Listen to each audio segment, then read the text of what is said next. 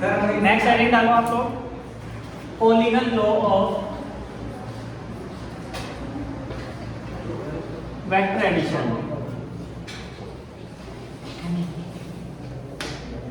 Polygon law of vector addition लिखे फटाफट, इसकी डेफिनेशन लिखे बच्चा पहले। According to this law, if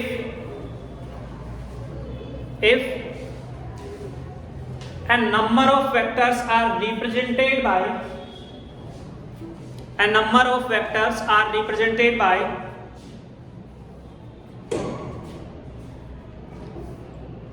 the continuous sides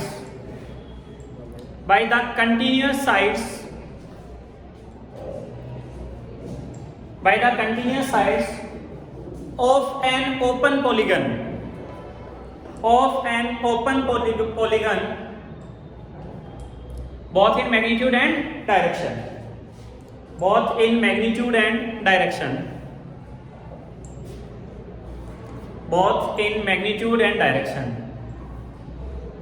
comma, then the closing side of the polygon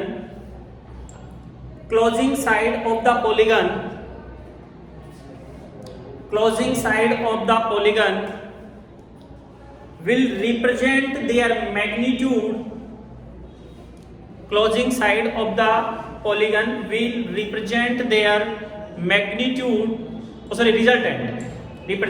Resultant in opposite order or reverse order, both in magnitude and direction। ठीक है बच्चे, देखिए इधर ध्यान दो। पहले अपन बोलते हैं कि सर अपने पास मोर देन 2 वेक्टर्स हैं, 3, 4, 5 एंड सो ऑन। ठीक है, तो बच्चा यहाँ पर देखिए आप लोग, सपोज करो अपने पास कुछ वेक्टर्स इस मैनर में हैं। से this is a vector A vector, ठीक है। अनदर इज से बी वेक्टर, से दिस इज सी वेक्टर, से दिस इज डी वेक्टर। इस तरीके से अपने पास नंबर ऑफ वेक्टर्स हैं। अब बोले सर इनका रिजल्टेंट कैसे कैलकुलेट करें? ठीक है, तो देखिए बच्चा, अगर मैं बोलता हूं कि सर ये तो हो गया आपका ए वेक्टर, फिर कंटिन्यूअस ऑर्डर में कोई भी पॉलीगन अज्यूम कर रहे हैं अपन, तो पॉलीगन की कंटिन्यूअस साइड्स रिप्रेजेंट कर रही है। ये हमारा हो गया कौन? B vector. This is C vector, this one is D vector. Then the closing side of the polygon, closing side कौन सी हो जाएगी बच्चा? This one. This one will represent the resultant R vector। सही है। अब यहाँ पर अपन चाहें तो ऐसे बोल सकते हैं इसको, सर या तो आप इसको कुछ नाम दे सकते हैं या सिंपली लिख देता हूँ मैं, simple R vector is equal to A vector plus B vector plus C vector plus D vector. बात सही?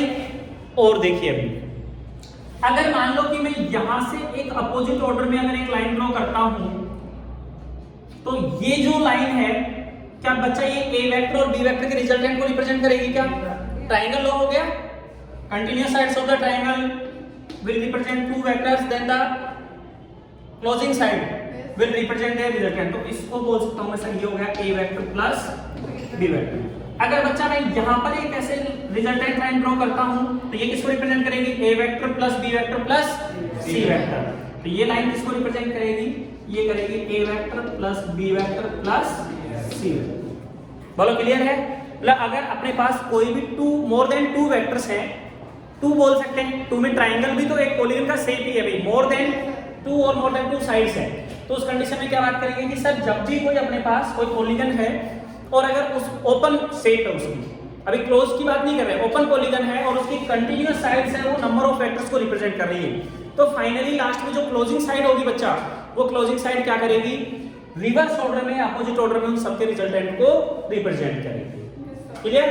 करो फटाफट। हाँ बेटा देखिए, analytical treatment of parallelogram.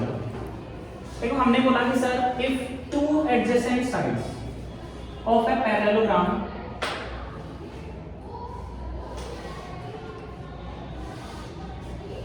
two adjacent sides of a parallelogram represents two vectors that are starting from a common point. Suppose this is a common point. कुछ भी नाम दे दो, बोलो क्या नाम दे दें? A. Say this is B, C, and this one is D. Two adjacent sides of a parallelogram. Say this is representing a vector P vector. Okay, and this is representing another vector that is Q vector. And these two vectors are at an angle of theta. These are tails of these two vectors. So say the angle between these vectors is theta. Now the diagonal that is starting from the same point will represent their resultant. Correct? तो बच्चा यहां से हम लोग क्या करते हैं, diagonal draw करते हैं. This will representing the resultant R vector. Okay अब बच्चा यहां से मैंने क्या किया, इस सामने वाली लाइन पर है एक परपेंडिकुलर ड्रॉ कर देता हूं एंड इस पॉइंट को नाम देता हूं मैं बच्चा P. This angle is theta, so this angle will also be theta. This is Q vector and बच्चा हमने बोला था कि सर वेक्टर्स को पैरेलली शिफ्ट कर सकते हैं, so this is also Q vector. Correct or not? Now in triangle ACE, right angle triangle है, because perpendicular draw किया है sir, so this angle is right angle. So we can say that sir in triangle ACE we can use Pythagoras theorem. That is AC square is equal to AE square plus CE square. Correct or not? तो मैं यहाँ पर लिखता हूँ बच्चा in triangle ACE क्या हो जाएगा बोलो, ये हो जाएगा sir AC square is equal to AE square plus CE square. अब बच्चा ये एक बात बताओ मेरे को, अपने पास AC की वैल्यू है क्या? नहीं है. कितनी वैल्यू है? ओनली AD की वैल्यू है सर. तो हमें तो चाहिए DE की वैल्यू. तो मैं देखो इसको थोड़ा सा रीअरेंज करके क्या लिख सकता हूँ, AC square is equal to AE को मैं दो पार्ट्स में डिवाइड करके ऐसे लिखूंगा बच्चा AD प्लस DE का होल स्क्वायर प्लस CE का होल. बच्चा मेरे पास DE की वैल्यू है क्या? नहीं है सर. CE की वैल्यू है? ये भी नहीं है सर. ये दो वैल्यूज हमें कैलकुलेट करनी पड़ेगी. Let's suppose this is equation number 4. Clear? Now in this small triangle CDE इसकी बात करेंगे अपन. ओके तो मैं यहां पर बोल देता हूं इन ट्रायंगल CDE.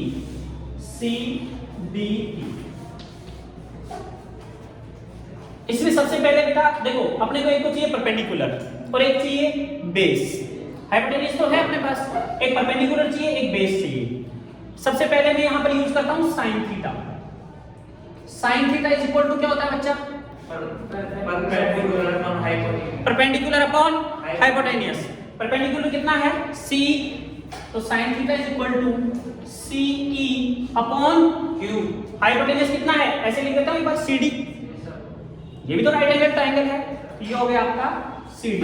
तो बच्चा यहां से CE is equal to CD of sin theta and CD की वैल्यू कितनी है? Q. तो कितना आ जाएगा? CE इज इक्वल टू आ जाएगा sir Q of sin theta. Correct? CE की वैल्यू आ गई. उसके बाद भी हमें किसकी वैल्यू चाहिए?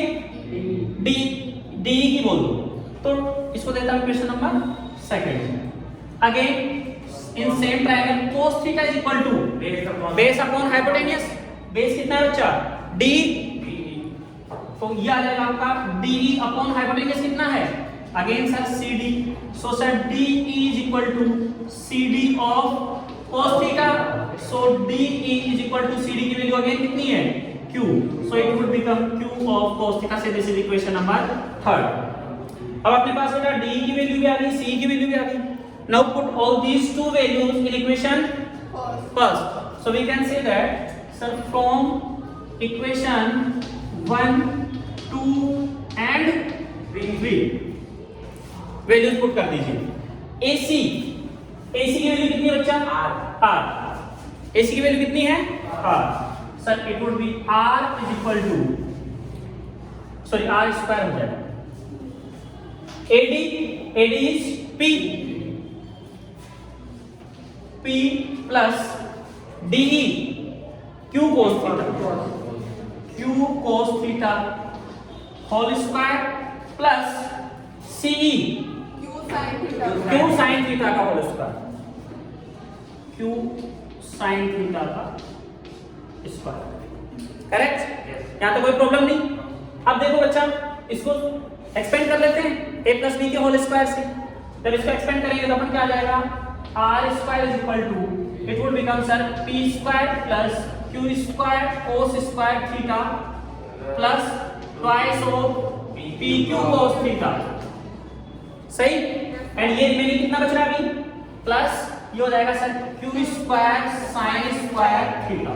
यस सर ये बढ़ जाएगा बच्चा यहां से देखो q स्क्वायर दोनों में कॉमन आ रहा है यस सर तो यहां से कॉमन आएगा क्या बच जाएगा sin square theta plus cos square theta. एक बार यहां पर लिख देता हूं इस टर्म को थोड़ा सा रीअरेंज करके sir it would become r square is equal to p square plus q square common आ गया आपका तो ये कितना आ जाएगा बच्चा sin square theta plus cos square theta correct plus twice of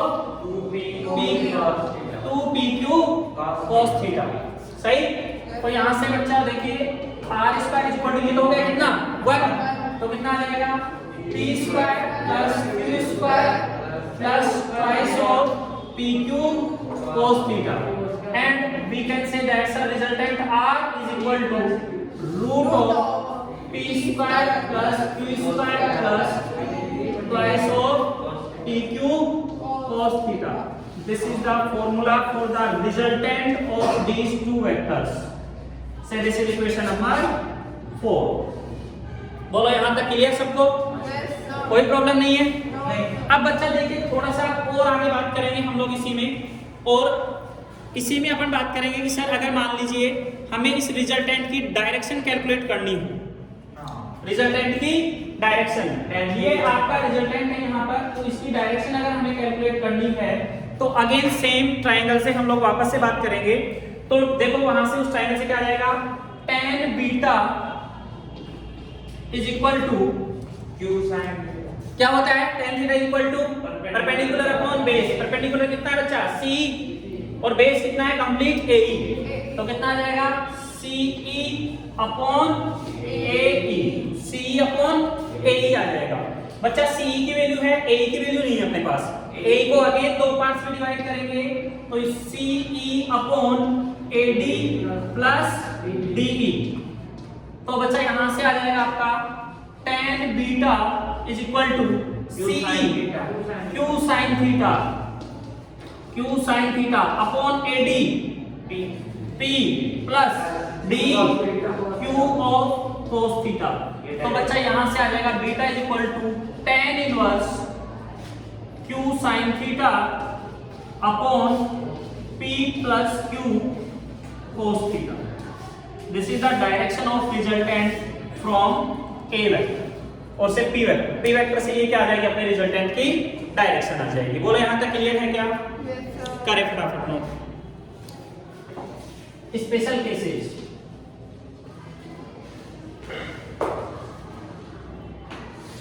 इसमें फर्स्ट देखो व्हेन टू वेक्टर्स आर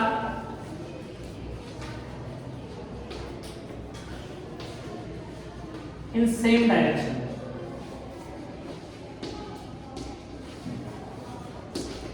दोनों वेक्टर क्या है बच्चा सेम डायरेक्शन में है। सपोज टू वेक्टर है आपका एक तो हो गया suppose this is p vector another one is q vector. these two vectors are acting on a body and directed directed in same direction। और वेक्टर को मतलब इसमें फोर्स भी ले सकते हैं आप हाँ कुछ भी हाँ यहाँ पर इस वेक्टर का मीनिंग है कि कोई भी बेटा वेक्टर क्वांटिटी हो सकती है फोर्स हो सकता है वेलोसिटी हो सकती है डिस्प्लेसमेंट हो सकता है ठीक है कुछ भी हो सकता है। तो बच्चा यहाँ पर थीटा की वैल्यू कितनी होगी 0 डिग्री थीटा की वैल्यू कितनी होगी 0 डिग्री हो गई sir okay.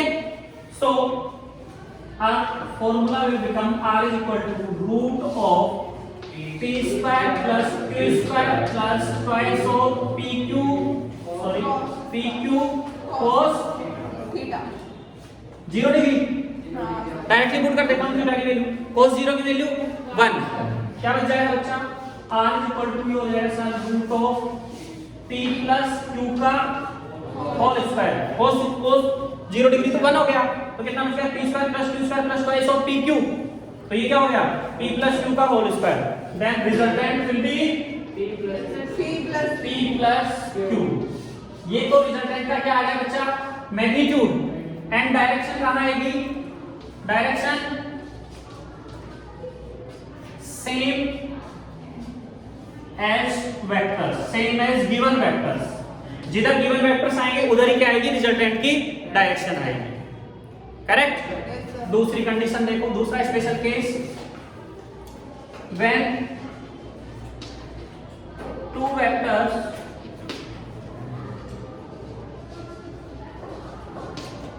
are oppositely directed,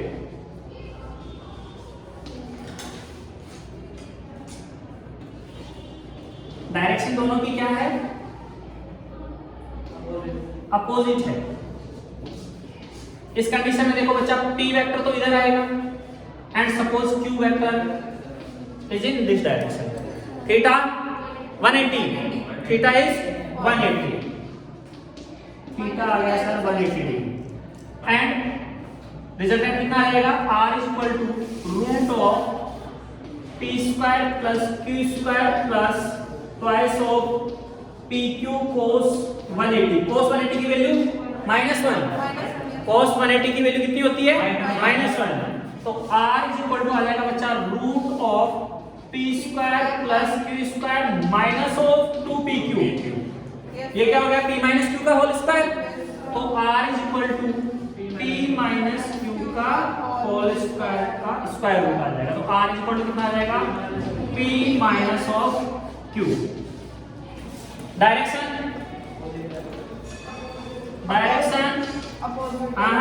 along resultant की direction along larger vector, along larger vector, जो ग्रेटर वेक्टर होगा ना बच्चा, उसी की तरफ डायरेक्शन आएगी। ठीक है, एक मिनट रुको, मैं समझाता हूं कैसे। थर्ड केस 90, हाँ, when two vectors are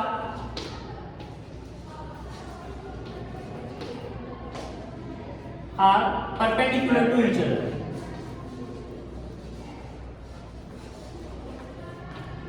perpendicular to each other। बेटा अगर दोनों वेक्टर क्या एक दूसरे के परपेंडिकुलर हैं तो क्या हो जाएगा, कुछ इस मैनर में होंगे। Say this is p vector, another one is q vector. Theta कितना हो गया, 90। तो resultant r is equal to कितना आ जाएगा, root of p square plus q square plus twice of pq cos 90। cos 90 की वैल्यू 0। तो रिजल्टेंट आ जाएगा root of p square plus q square. ठीक है, बोलो यहां तक में कोई दिक्कत?